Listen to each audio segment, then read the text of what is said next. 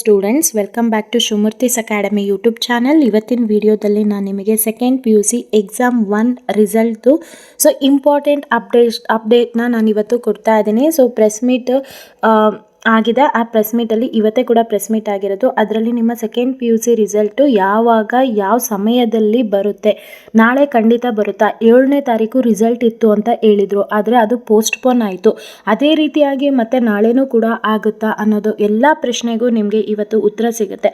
ಮತ್ತು ಯಾವ ವೆಬ್ಸೈಟಲ್ಲಿ ನಾವು ಚೆಕ್ ಮಾಡಬೇಕು, ಪ್ರತಿಯೊಂದು ಡೀಟೇಲ್ಸ್ನ ಈ ವಿಡಿಯೋದಲ್ಲಿ ತಿಳಿಸ್ಕೊಡ್ತೀನಿ. ನೀವೇನಾದರೂ ಮೊದಲನೇ ಬಾರಿ ನಮ್ಮ ಯೂಟ್ಯೂಬ್ ಚಾನಲ್ ನೋಡ್ತಾ ಇದ್ದರೆ ಈ ಕೂಡಲೇ ಚಾನಲ್ಗೆ ಸಬ್ಸ್ಕ್ರೈಬ್ ಆಗಿ ಪಕ್ಕದಲ್ಲಿರೋ ಬೆಲ್ ಐಕನ್ನ ಕ್ಲಿಕ್ ಮಾಡಿ ಆಲ್ ನೋಟಿಫಿಕೇಷನ್ನ ಆನ್ ಮಾಡ್ಕೊಳ್ಳೋದ್ರಿಂದ ನಾನು ಅಪ್ಲೋಡ್ ಮಾಡೋ ಎಲ್ಲ ವೀಡಿಯೋಸು ನಿಮಗೆ ನೋಟಿಫಿಕೇಷನ್ ಮುಖಾಂತರ ಸಿಗುತ್ತೆ. ನೀವೀಗ ನೋಡ್ಬೋದು, ಇದು PU ಡಿಪಾರ್ಟ್ಮೆಂಟ್ ಅವ್ರು ಏನಿದ್ದಾರೆ, ಇದು ಅಫಿಷಿಯಲ್ ಆಗಿ ಪ್ರೆಸ್ ಮೀಟಿಂದ ಕಳಿಸಿರೋ ಅಂಥದ್ದು. ಪ್ರೆಸ್ ಮೀಟ್ ಮಾಡಿದಾಗ ಹೇಳಿರೋ ಅಂಥದ್ದು ದಿನಾಂಕ 9/4/2026 ಸಂಜೆ 6:15 2026 ದ್ವಿತೀಯ PUC ಪರೀಕ್ಷೆ 1ರ ಫಲಿತಾಂಶ ಕುರಿತು ಶಾಲಾ ಶಿಕ್ಷಣ ಹಾಗೂ ಸಾಕ್ಷರತೆ ಇಲಾಖೆ ಸಚಿವರು ಪತ್ರಿಕಾಗೋಷ್ಠಿಯನ್ನು ಆಯೋಜಿಸಿದ್ದಾರೆ. ಅಂದರೆ ಗೊತ್ತಾಯಿತು, ಈಗ ನಿಮಗೆ ನಾಳೆ ಸಂಜೆ 6:15 ನಿಮಗೆ ರಿಸಲ್ಟು ಅಫಿಷಿಯಲ್ ವೆಬ್ಸೈಟಲ್ಲಿ ಬಿಡ್ತಾರೆ.